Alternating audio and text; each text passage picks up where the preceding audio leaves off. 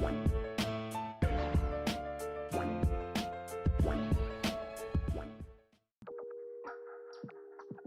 is up, everybody? Welcome back to Blerd Out. Today we got more One Piece. Chapter 1140 is out. We are off break, so you know we gonna be talking about it. We left off on a major cliffhanger. We had Scopper getting ready to face off with Luffy and Zoro, and this chapter kind of delves into that. In addition to that, we're going to be talking about a new manga I started, Ichi the Witch. Of course, if you have not read the latest chapters for Club T List episodes, please know that there will be spoilers ahead. Spoilers. Okay, so let's get right into it. One Piece chapter 1140, Scopper Gaban. Now, the cover story is a continuation of where we were, and you know I was excited because I saw Ulti. At this point, we gotta get Who's Who out of here, because I know he ain't disrespecting Queen Ulti by having her on a target board. And I'm guessing that the sea stone, or I'm guessing that the handcuffs are sea stone, because she's not really doing much to try and get out of this. And the Ulti, we know, would not be like just standing by for this. And she's still like the caption is that if anyone hurts page 1, she's gonna fight them. So like she's still got the vigor of the Ulti we know, but she's clearly like chained up here and she can't move. The only way they'd be able to pin her down without knocking her out is if that's sea stone. Either way, I need them to get they get back. It seems like they might be using the swords as like he may have been stealing swords to use specifically for this type of like game. He probably does this with other factions. Why he's, I mean, I guess the Beast Pirates weren't exactly like pals, especially when you got to the Tobiropo, where a lot of them were subjugated by Kaido. So like you saw the animosity between like Queen and Who's Who and Sasaki, where they aren't really friends. They're more of like just on the same team. So I can see why Who's Who would be treating them like this. I don't think he ever really cared for most of the Beast Pirates, outside of probably Kaido himself. But I can imagine that we are going to get Yamato bursting in here to save Ulti in page 1, which I'm okay with. Like I said last time, a Yamato Ulti team up would be clean. I'm all here for it. Chapter kicks off right where we left, where Scopper is basically egging on Luffy and Zoro to fight him for the key. And initially they're kind of like hesitant to do it. They don't want to fight him. They just think he's an old man. And throughout some of the fight here, you kind of get Road trying to mention something. I'm imagining that he's trying to say, hey, this is the guy. This is Scopper Gaban. You know, he was on Gold Roger's crew. But he never like fully gets it out because it's Road. No one lets him talk. No one cares. But Scopper kind of keeps egging Luffy on, and eventually Luffy takes the bait and starts going in. And as this is happening, Zoro has a brief moment of reflection where he thinks about what Colin said, and the fact that he said that his dad was a pirate and he didn't even fear the warriors on Elbaf. And I think this is Zoro realizing that Scopper, or Yasan as they know him, isn't just some scrub. And so Luffy goes in and he doesn't expect Scopper to really have any moves. Scopper is dodging him here and there. And Luffy's kind of like, oh, that's strange. But he's not really, you know, he's not going all, he's not using any special moves. He's really just reaching his arm. And Scopper's just dodging. Now, one of the times Scopper ends up dodging, but instead of just like taking a backseat, he lifts up the key and coats it in Haki. And Luffy responds to this by like questioning that he's using Haki because again, he doesn't know who he is. He doesn't expect much from this old man. And Scopper ends up coating the entire key in Haki and slamming it on Luffy. Now, I don't think we need to get into the concept of is it Conqueror's Haki, is it coating, this, that, and the other. It just looks like armament Haki. It doesn't seem to do much to Luffy outside of him just being like annoyed. So I don't think it's a big Haki feat or anything. Scopper should be able to use Haki. but I'm not willing to call him a conqueror yet, or an advanced coding user just yet either. At this point, he's really just using basic observation and armament. Now, I'm sure he's got some solid stuff in his arsenal. I'm just saying, based on what we just saw there, that was pretty basic application. And Luffy kind of goes back to grabbing, Scopper goes back to dodging, but as he's doing so, he's kind of like, he's purposely like egging Luffy on, because he starts talking about the straw hat, because obviously he knows that straw hat. And Luffy mentions that he's holding onto it for Shanks. And Scopper's like, man, he's a cheapskate, because he was like, he didn't just give it to you, he's making you give it back.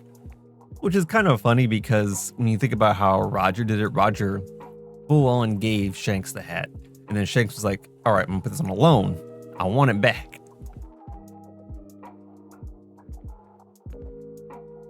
And obviously that makes Luffy even more upset. He's been getting a lot of Shanks slander this arc, and I don't think it's gonna stop anytime soon. So I'm here for it. I like seeing Luffy get riled about this.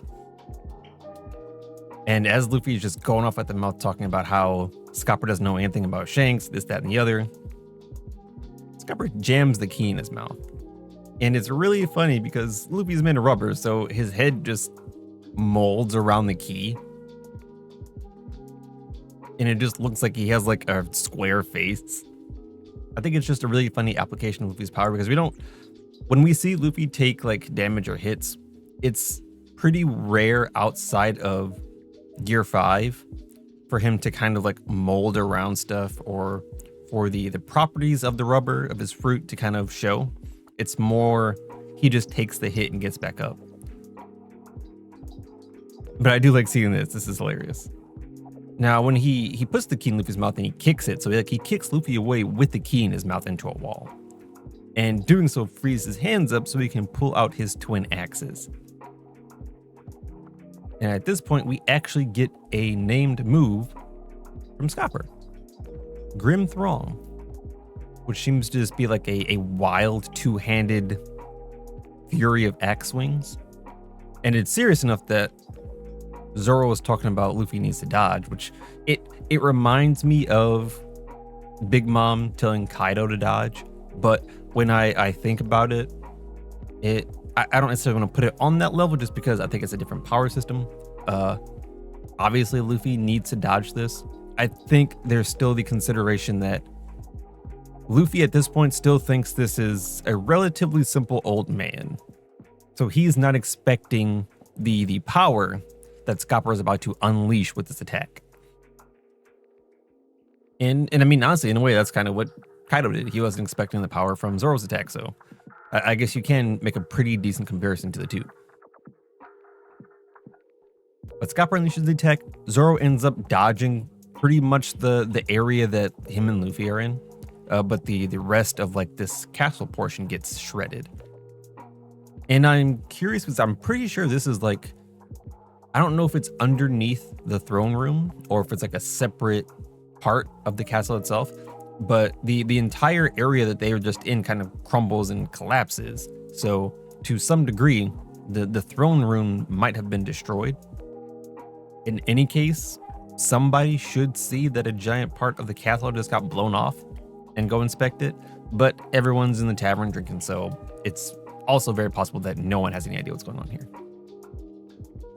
To be fair, no one saw the Haki lightning show up in the building, so I actually might not expect anybody to see this either. Scopper remarks in his head that Luffy has a pretty fine crew, which is interesting because he really only sees Zoro interacting. Like, Nami hasn't really done anything and the rest of the crew isn't here, so that's a very interesting statement to make, but I guess he's probably heard things as well. After like the rubble clears away, Luffy and Zoro get ready for a counterattack, to the point where Luffy actually goes into Gear 5. And this is a constant debate on whether this is an issue or not, where it's like, this is his go-to now, where you go from base to Gear 5 Luffy. And a lot of the times it feels like it's just Oda introducing Gear 5 to different characters. Like he's trying to get more people to see Luffy in this form without exactly fighting in it. Because what happens here is he goes into that form, and it's actually kind of cool because he grows horns. Like he initially had like the Viking helmet. He grows horns out of his own head because he's in Gear 5. And then he pulls out an axe. So like pose wise, it's pretty dope. I'm down for it. But what I was saying was that Scopper remarks that this is the white form I heard about. So I think what essentially is happening here is that Oda is just creating a way for Scopper to see this form in the live flesh. Because they don't end up actually fighting. At this point, Scopper is like, all right, I've seen what I needed, and he surrenders.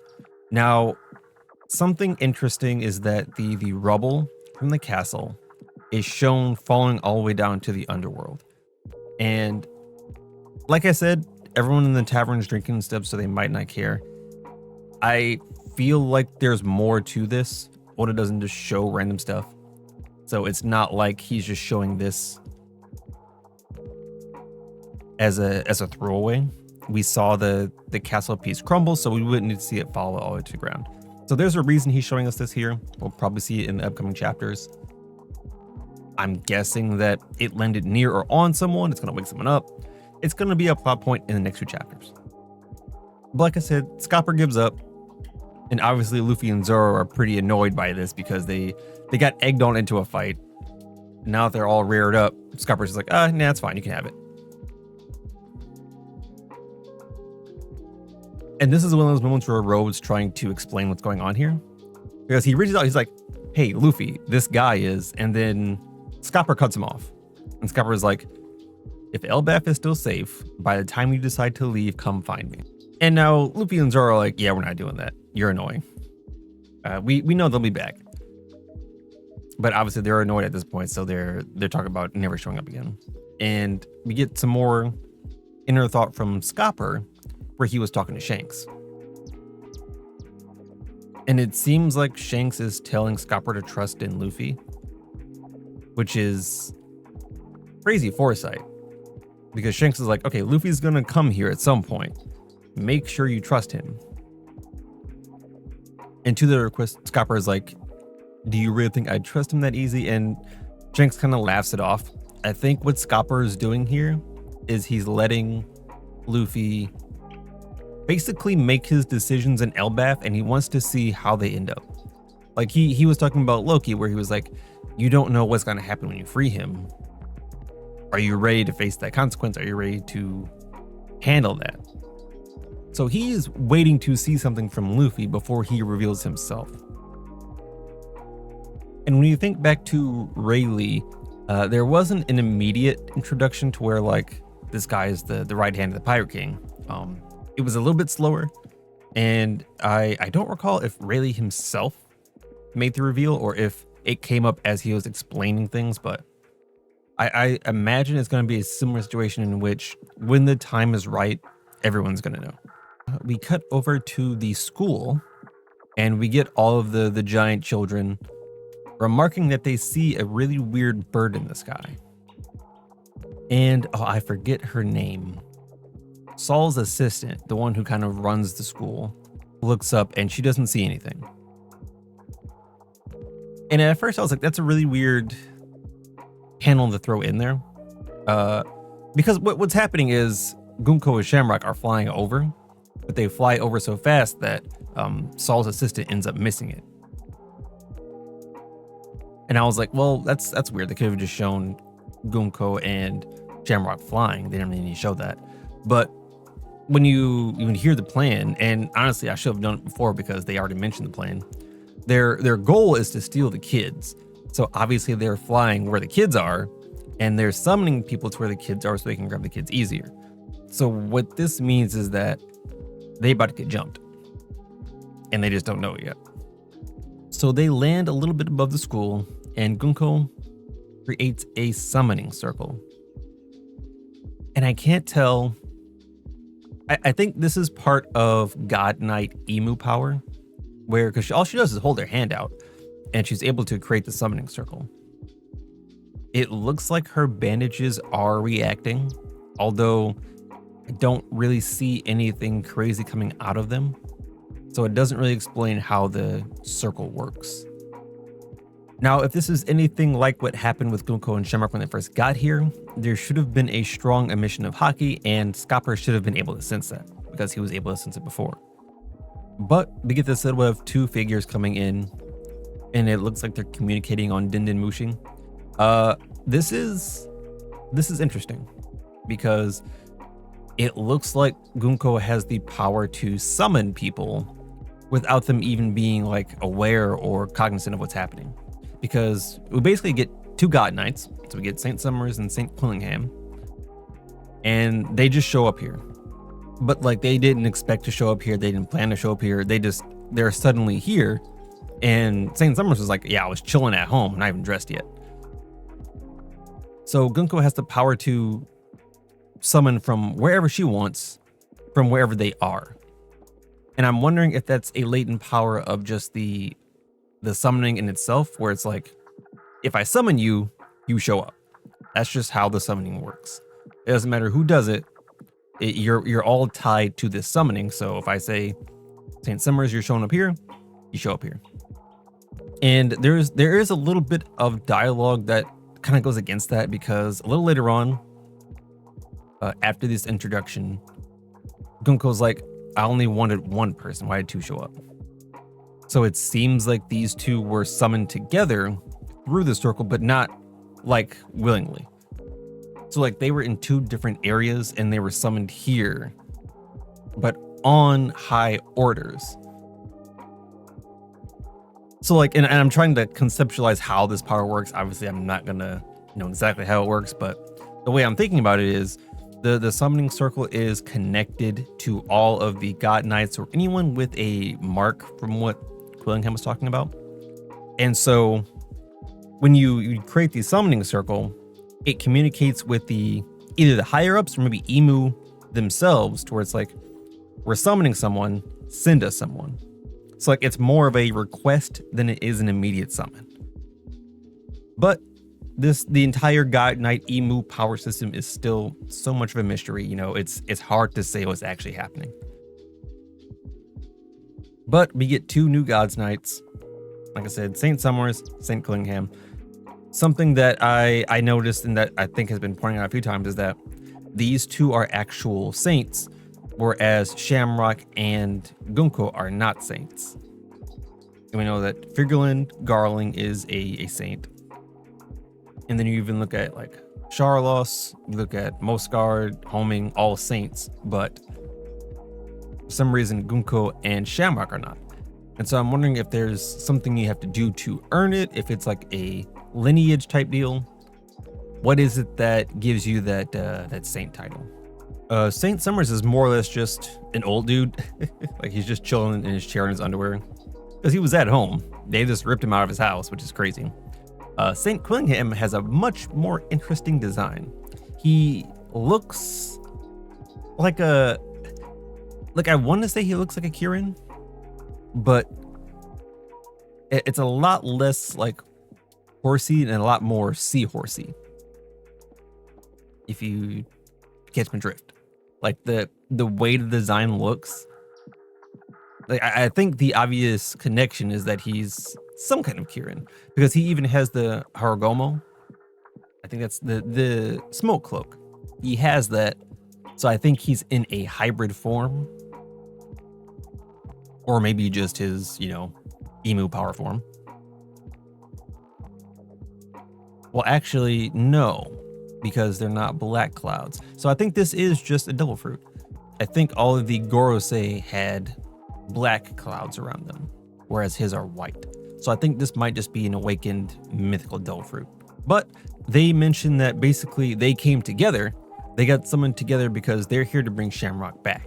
Someone high above said everyone needs to come back because basically Mary Joy is having it rough. They don't have food. So all of the saints, all of like the celestials, they're all thrown a tizzy. And there might be some more stuff going on that we don't know about yet. All that was really mentioned by Summers was the food issue, but I feel like it's got to be more to that.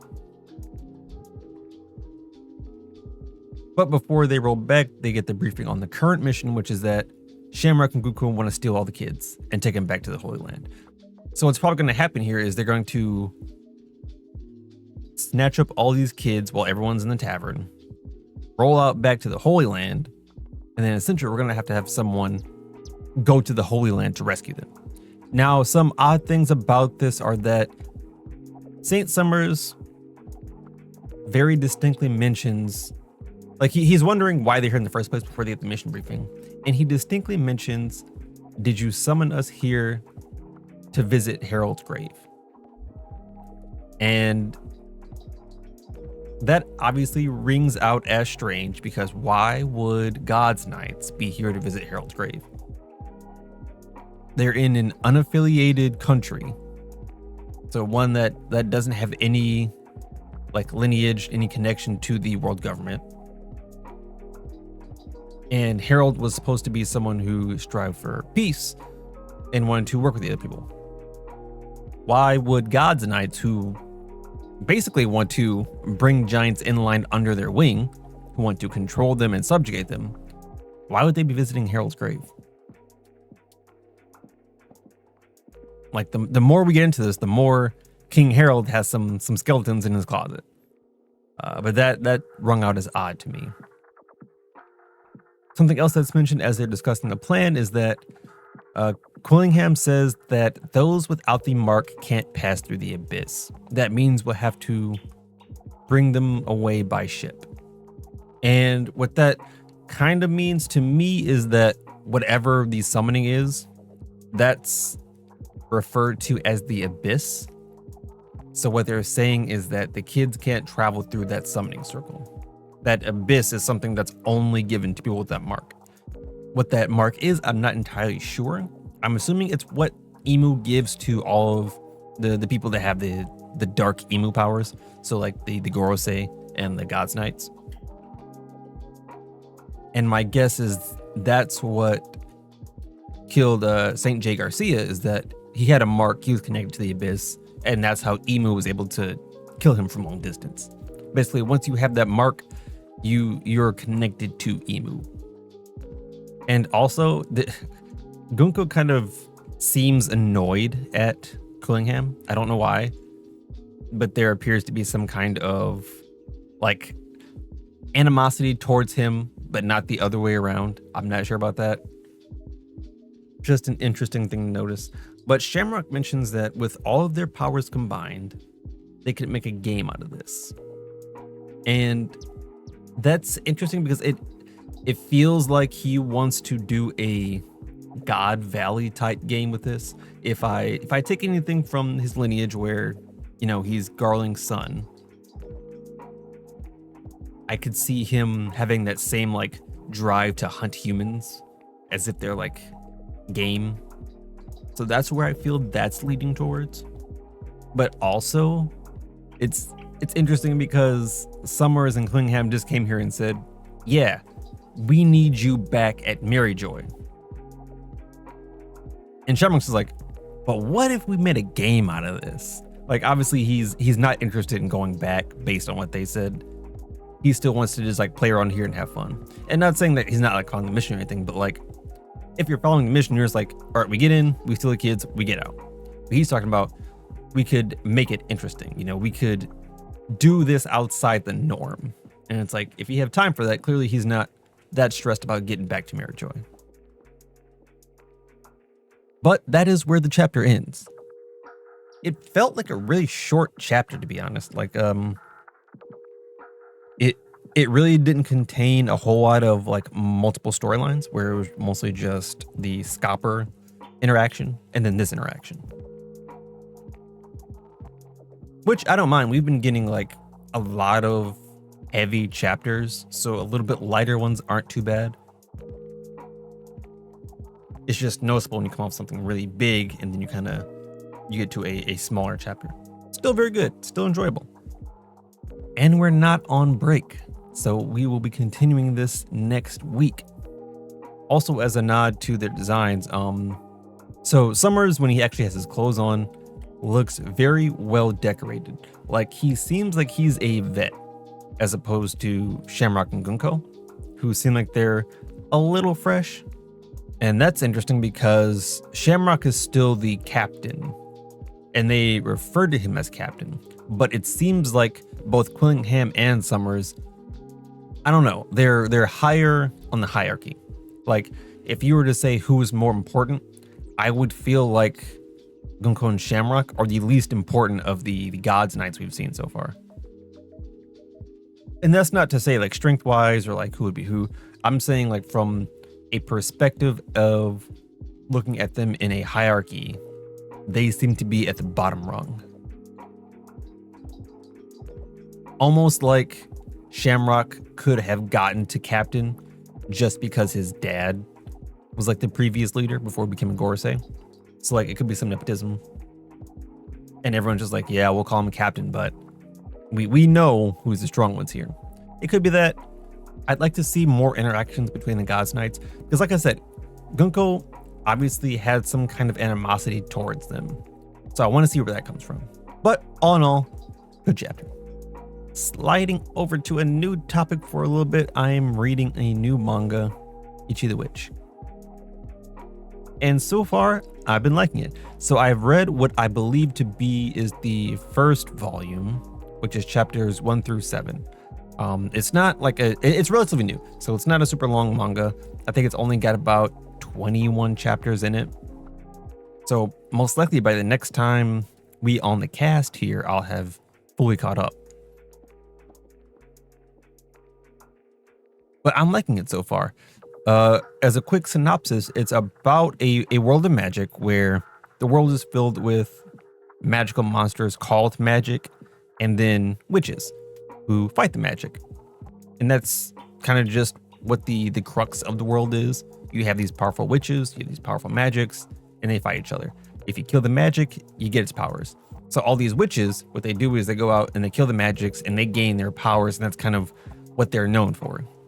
So say you're a witch and you go kill an ice magic, you get ice powers, you're an ice witch. So relatively simple concept.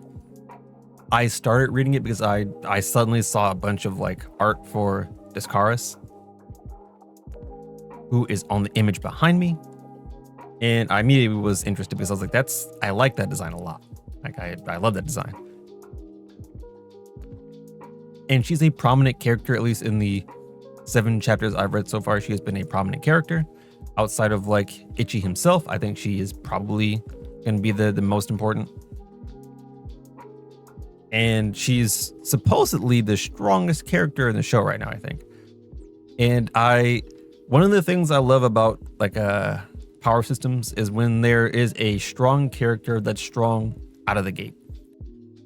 Unless it's like a really solid progression of strength, I don't like characters who become OP, in a very quick amount of time. The fact that she starts off as the strongest, kudos. Well done. It reminds me a lot of like Gojo, where we introduced to Gojo, and Gojo is already the strongest. Like we don't have to build up to that. We don't have to do Mickey Mouse. We don't have to do gimmies to get this person to that level. Deku. We're just there. We just start there. And I like Ichi so far. Ichi's cool. We met some of the other witches. I don't remember their names right now, but I think it's Kumogi. Kumogi is basically going to be the assistant that comes with Ichi and Descaris. She's kind of like a witch cadet, so she's like a witch in training. She's not like super powerful. She's at essentially the lowest rung of witches outside of like normal people. So she's like pretty low on the hierarchy. She's basically here to watch and record things for us, because one of the other plot points that I had mentioned is that only women have the power to wield magic. So men have no aptitude for magic whatsoever. And then you have the women who either have a high aptitude, a medium aptitude, or a little to like very small aptitude for magic. And Ichi is a man. But somehow he was able to wield one of the strongest magics. So now he's got these insane powers as a witch, and it's super unheard of because no man before has ever been a witch. Obviously, the men don't have the aptitude for magic, so he's an anomaly, and he's basically under the rung of Discaris right now as an anomaly to watch over him.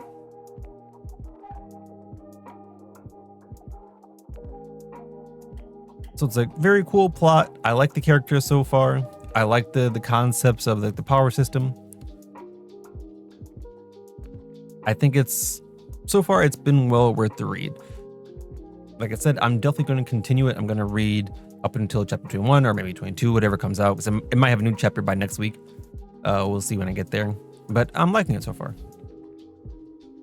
And I'm going to try and probably incorporate a few more manga into my wheelhouse, because I used to read pretty consistent manga. Like I used to read My Hero, I used to read JJK, I used to read One Punch, all on a consistent basis. And I mean, to be fair, My Hero and JJK ended, and that's why I've been reading them. And One Punch is so sporadic with its release that I kind of fell out of it. I'd have to jump back in there, because I stopped reading basically after the Saitama versus Goru fight, which was insane, by the way. So I gotta get back into that. But I'm trying to add some fresh manga. I want to add some fresh stuff so I get some ideas about what Jump looks like right now, because it's a lot different from when we had like One Piece and Naruto and Bleach, as far as like the showrunners. And I mean, One Piece is still kind of the showrunner for Jump, but there's an entire new age of manga outside of One Piece that I'm trying to check out at least. You know, I can't imagine I'll be interested in them all. There's obviously going to be a taste preference and different things that come into play, but I want to give them a try. I want to see what they talk about. That is going to do it for this episode. Like I said, we are not on break next week with One Piece. I'll catch you next time. We'll get you updates. I'll probably do updates on seasonals as well next week. So we'll have a bunch of stuff waiting for you. Don't forget to like, comment, subscribe. Catch you on the next one. Peace.